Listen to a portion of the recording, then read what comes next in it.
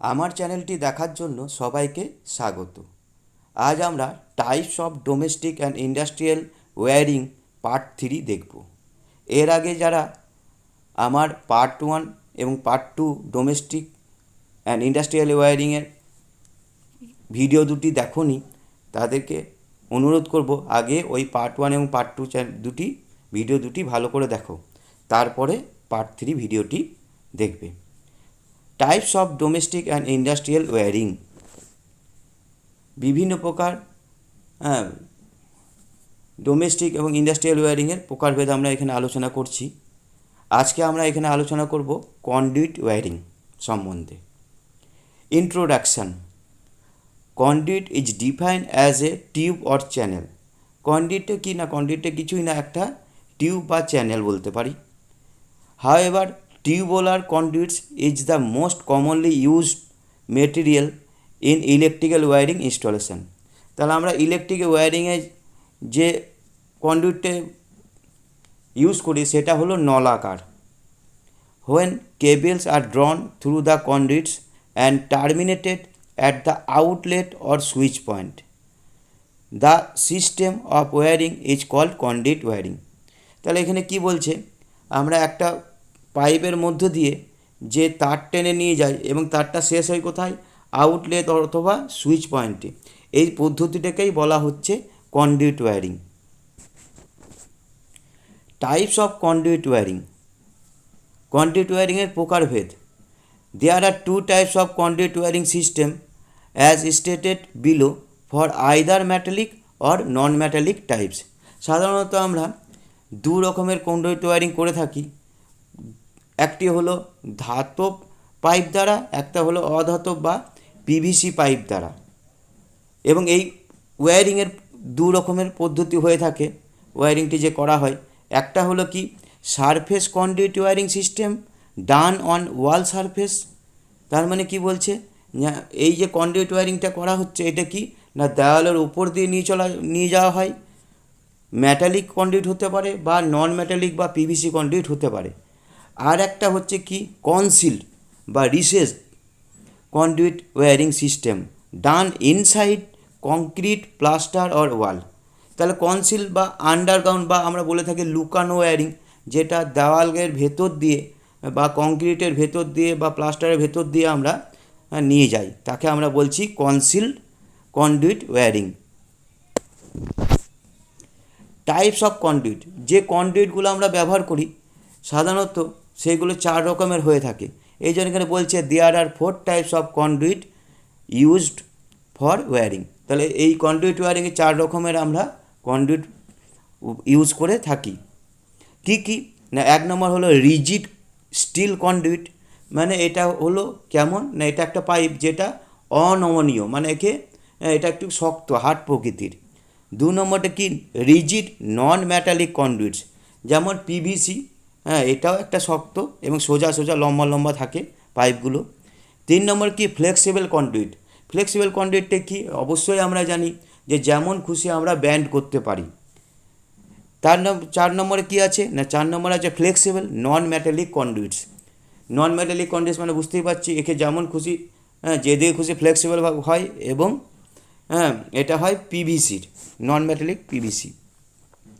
এখানে কয়েকটা ছবি দেওয়া আছে, দেখো এখানে প্রথমেই দেওয়া আছে মেটালিক কন্ডুইট, তারপরে মাঝখানে দেখতে পাচ্ছি ফ্লেক্সিবল কন্ডুইট, রিজিড এবং নন রিজিড দুটোই আছে, আর ডান দিকে দেখতে পাচ্ছি পিভিসি কন্ডুইট দেখতে পাচ্ছি এবং এটাও রিজিড শক্ত। এখানে কন্ডুইট ওয়্যারিংয়ের কয়েকটা elbow, L bend, T bend, coupler, saddle, circular box, এই জিনিসগুলো এখানে দেখানো হয়েছে। Rigid steel conduit, this can be further divided into a heavy gauge screw conduit, B light gauge conduit. তাহলে এখানে কি বলছে, রিজিড স্টিল কন্ডুইটকে আবার দুটো ভাগে ভাগ করা হয়েছে, একটা হেভি গেজ এবং একটা লাইট গেজ। হেভি গেজ কি বলছে, heavy gauge screwed conduit, this can B either solid ড্রন or SIM welded. তার মানে কি বলছে, এইটা হতে পারে কি একদম সলিড গোটাগুটি পাইপটা সলিড, এবং আর একটার কী হয় ডগাতে সিম ওয়েল্ডিং করা থাকে। A solid drawn conduit is expensive and hence its use is restricted to gas tight explosive proof installation. তাহলে এখানে কি বলছে না, এখানে বলছে যে সলিড ড্রন যেটা তার কোনো রকম কোনো ফাঁক থাকে না, ভেতরে কোনো রকম ফ্লাশিং হলে সেখান থেকে কোনো রকম বাস্ট হওয়ার বা বাইরে দিয়ে কোনো গ্যাস বেরিয়ে আসার চান্স নাই। তার জন্য এটাকে বলা হচ্ছে কি এক্সপ্লোসিভ প্রুফ ইনস্টলেশন। আর একটা আছে কি seam welded conduit is the one commonly used in modern domestic commercial and industrial wiring. তা আর একটা কী বলছে না, সিম ওয়েল্ডিং থাকে, মানে ডগাতে একটা করে জোর লাগানোর ব্যবস্থা করা থাকে, এবং এইটা কি বলছে, এইটা আমাদের চারিদিকে আমরা দেখতে পেয়ে থাকি, বিশেষ করে কমার্শিয়াল, ব্যবসায়িক এবং ইন্ডাস্ট্রিয়াল ওয়্যারিংয়ের ক্ষেত্রে। বি বলছে light gauge conduit. Light gauge মানে হালকা গেজ, বুঝতেই পারছি এটা পাতলা হবে, এই যে স্টিলটা খুব পাতলা শিটের দিয়ে তৈরি হবে টিউবগুলো। This is constructed from a length of flat thin sheet steel which is manufactured so as to form a tube. তাহলে এখানে বলে দিচ্ছে এটা তৈরি হয় কি না, পাতলা শিট দিয়ে, ঠিক আছে, নিয়ে টিউবের আকার দেওয়া হয়ে থাকে। The SIM which is often left open does not provide a weather proof installation. তাহলে এটা খুবই পাতলা হয়, এবং অবশ্যই বুঝতে পারছি যে এটা কিন্তু এই কন্ডুইটগুলো কি না ওয়েদার প্রুফ হয় না। Hence the use of a light gauge conduit is restricted to indoor conduit wiring to have protection for inlet cables. তাহলে কি বলছে, এই লাইট গেজ কোথায় ব্যবহার করা হয়ে থাকে না, বাড়ির ভিতরে বা ইনডোরে, আউটডোরে কিন্তু হয় না, কারণ এটা খুবই পাতলা হয়ে থাকে, এখানে ওয়েদার প্রুফ প্রোটেকশনটা ঠিকমতো পায় না, খুব তাড়াতাড়ি নষ্ট হয়ে যায়। This conduits itself should not be used as earth continuity conductor. তা আমরা জানি যে ওয়্যারিং করার সাথে সাথে একটা করে ইসিসি ওয়্যার বা আর্থ কন্টিনিউটি কন্ডাক্টর ওয়্যার টেনে নিয়ে যেতে হয়, কিন্তু মেটালিক কন্ডুইট যখনই করি তখন কিন্তু আমাদের অনেক সময় প্রয়োজন হয় না, যদি আমরা হেভি গেজ কন্ডুইট ব্যবহার করে থাকি। কিন্তু লাইট গেজ যদি হয় তাহলে অবশ্যই কি বলছে যে এই যে পাইপের মধ্যে যে আর্থ কন্টিনিউটি কন্ডাক্টর সেটা কিন্তু হয় না, আলাদা করে তার টেনে নিয়ে আর্থ কন্টিনিউটি কন্ডাক্টর করতে হয়। Separate earthing conductors are therefore necessary. তাহলে কি বললো না, আলাদা করে আর্থিং কন্ডাক্টর টেনে নিয়ে যেতে হবে এই ওয়্যারিংয়ের মধ্যে। Size of metal conduits. তাহলে মেটাল কন্ডুইটের সাইজগুলো এখানে বলা হচ্ছে, কি বলা হচ্ছে, commercially metal conduits are available in length of 3 meters and in diameter from 20 mm to 64 mm। তাহলে এইখানে মেটাল কন্ডুইটের সাইজগুলো কি বলছে, এইগুলো লম্বাতে হয়ে থাকে 3 মিটারের, এবং এর ডায়ামিটার কি না 20 মিলিমিটার থেকে 64 মিলিমিটার পর্যন্ত হয়ে থাকে। নিচে একটা লাল কালিতে একটা কথা বলা আছে, খুবই ইম্পর্টেন্ট কথাটা, কি বলছে না, normally the conduit pipe size refers to the outer diameter.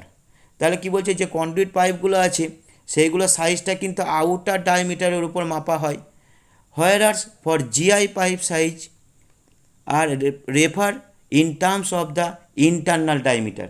তাহলে জিআই পাইপের ক্ষেত্রে কি হয় না, ভেতরের ডায়ামিটারটা মাপা হয়ে থাকে। এই যে এইটা একটু মনে রেখো, এই জন্য লাল কালিতে দেওয়া আছে। এখানে বিভিন্ন size, nominal size of conduit in millimetre, wall thickness of heavy gauge conduit in millimetre, wall thickness of light gauge conduit in millimetre দেওয়া আছে। তাহলে এখানে দেখতে পাচ্ছি বিভিন্ন সাইজের হয়ে থাকে। একদম নিচে দেখতে পাচ্ছি নন মেটাল বা পিভিসি দেওয়া আছে, 18 থেকে 64 mm পর্যন্ত হয়ে থাকে, এবং ওয়াল থিকনেস কি হেভি গেজের ক্ষেত্রে পিভিসির কি বলছে 2 অর মোর দেন 2 mm এবং তার উপরে হয়ে থাকে ওয়াল থিকনেস। আর লাইট গেজের কি হয় 1.5 mm এর নিচে বা 1.5 পর্যন্ত হয়ে থাকে।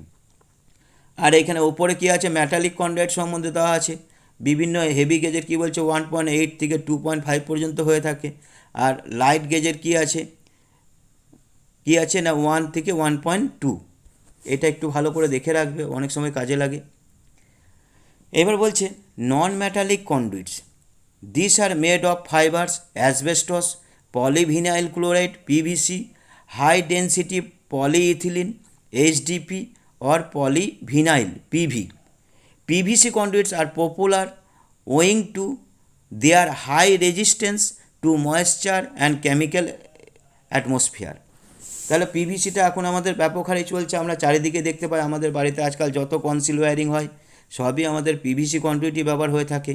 এবং কি হলো, এটা ময়েশ্চার প্রুফ, আর কি হয় না, এটা কেমিক্যালে কোনো রকম রিয়াকশান হয় না। High dielectric strength, low weight and low cost. তাহলে এখানে ওয়েটটাও হালকা হয় যেহেতু পিভিসির, এবং ডাইইলেকট্রিক স্ট্রেংথও ভালো। This conduit may be buried in lime, concrete or plaster without harmful effect. তাহলে এই পাইপগুলোকে আমরা দেওয়ালের ভেতর দিয়ে বা ঢালাইয়ের ভেতর দিয়ে আমরা কোনো রকম ক্ষতি ছাড়াই আমরা এগুলো ব্যবহার করতে পারি, কোনো ক্ষতি এর হয় না। Light gauge PVC pipe 1.5 mm wall thickness and heavy gauge 2 mm wall thickness. এখানে আরেকটা কথা বলে দেওয়া আছে, আগে একটা চার্ট দেওয়া ছিল সেখানেও বলা ছিল।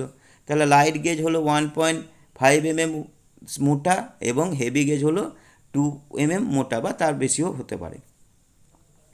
এইখানে একটা মেটাল কন্ডুইট এবং পিভিসি কন্ডুইটের মধ্যে তুলনা করা হয়েছে। কি বলা হচ্ছে, comparison between metal and PVC conduit wirings. কি বলছে, provides good physical protection to cables.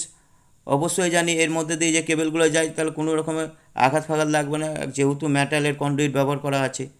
PVC conduit কী আছে, এখানেও আঘাত লাগবে না, কম্পারেটিভলি পুওর, এখানে তার থেকে একটু কম, জোরে আঘাত লাগলে অবশ্যই ক্ষতি হতে পারে। তারপরে কি বলছে, needs skill and time for installation.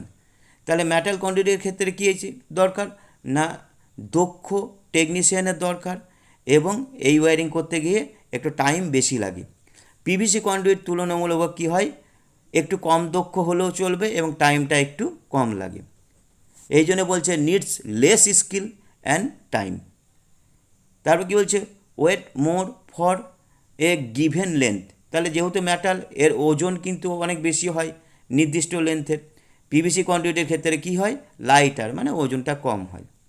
Risk of electric shock due to leakage, কোনো রকম যদি লিকেজ হয়ে যায় তাহলে মেটাল কন্ডুইটের উপরে কী হচ্ছে, শক মারতে পারে, যেহেতু গোটাটাই ধাতবের পাইপ। পিভিসির ক্ষেত্রে কি, no risk as PVC is an insulator. তাহলে কোনো রকম যদি তার লিকেজ হয়ে যায়, ফেজ লাইন লিকেজ হয়ে যায়, তাহলে পাইপের উপর কোনো রকম শক মারবে না, কারণ পিভিসি নিজেই একটি ইনসুলেটর, অন্তরক। Good earth continuity available through the pipe itself. তাহলে এখানে কি, যেহেতু এখানে মেটাল কন্ডুইট ব্যবহার করা হচ্ছে, সে নিজে আর্থ কন্টিনিউটি কন্ডাক্টারে কাজ করতে পারে। Not possible separate earth wire required. তাহলে কি পিভিসির ক্ষেত্রে কি সেটা পসিবল নয়, এই জন্য কি না, সেপারেট আর্থিংয়ের তার টানার প্রয়োজন হয়ে পড়ে। তারপর কি বলছে, can be used in gas tight and explosive proof. তাহলে এটা কি, যেখানে কোনো রকম ভেতরে স্পার্কিং হলে বা গ্যাস হলে বাইরে যাতে না বেরিয়ে আসে সে সমস্ত জায়গায় ব্যবহার করা হবে, বা কোনো রকম ভেতরে ফ্লাশিং হলে সেই এক্সপ্লোশনটা বাইরে বেরোবে না। তাহলে মেটাল কন্ডুইটের ক্ষেত্রে এটা সুবিধা। কিন্তু এটা কি না, নট সুইটেবল, এই ক্ষেত্রে কিন্তু সুইটেবল নয়। তারপরে কি বলছে, not resistance to corrosion, needs protection coating. তাহলে এখানে কি করা আছে না, এখানে অবশ্যই বুঝতে পারছি যে এইখানে যে ক্ষয় বা কোরোশন সেটা কিন্তু হয় বেশি, যার জন্য এখানে কি হয়, পেন্ট দ্বারা বা এখানে ভালো করে বলতে পারি পেন্টিং করে দেওয়া হয়, রং করে দেওয়া হয়। তারপরে কি বলছে, রেজিস্ট্যান্ট টু কোরিশন। পিভিসির ক্ষেত্রে কি কোনো রকম ক্ষয় হয় না, ওই জন্য বলা হচ্ছে কি রেজিস্ট্যান্স টু কোরোশন। তারপরে কি বলছে, লার্জ অ্যাম্বিয়েন্ট টেম্পারেচার রেঞ্জ। তাহলে এখানে কি খুব হাই টেম্পারেচার পর্যন্ত এই ওয়্যারিংটা ব্যবহার করা যেতে পারে, তার মানে যেখানে টেম্পারেচার বেশি সেখানে আমাদের এই মেটাল কন্ডুইট ওয়্যারিং চলবে। কিন্তু পিভিসি কন্ডুইটে কি বলছে, limited temperature range up to 60 degree Celsius.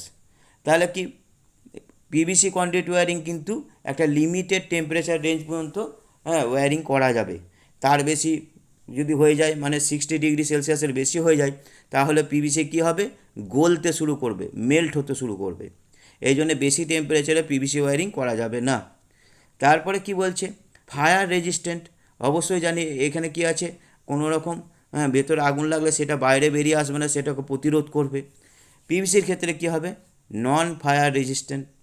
তাহলে পিভিসির ক্ষেত্রে কি, আগুনটা বাইরে চলে যাবে বা আগুন লেগে যাবে। আর কি বলছে না, মোর কস্টলি। অবশ্যই জানি মেটাল কন্ডুইট খরচা বেশি, অনেক হাই স্কিলের প্রয়োজন এবং ধাতবেরও একটা দাম বেশি, যার জন্য কী আছে এই ওয়্যারিং করতে অনেক খরচ পড়ে। পিভিসি কন্ডুইট তুলনামূলক কী হয় না, লেস স্কিলের প্রয়োজন পড়ে, অত দক্ষতার প্রয়োজন পড়ে না, টেকনিশিয়ান একটু কম কাজ জানলেও চলে, এবং কি হচ্ছে জিনিসপত্রের দামও কম, যার ফলে কি এটার খরচও এই ওয়্যারিংয়ের কম। তো আশা করছি আজকের ভিডিওটি অবশ্যই তোমাদের ভালো লাগবে। ঠিক আছে, ধন্যবাদ ভিডিওটি দেখার জন্য।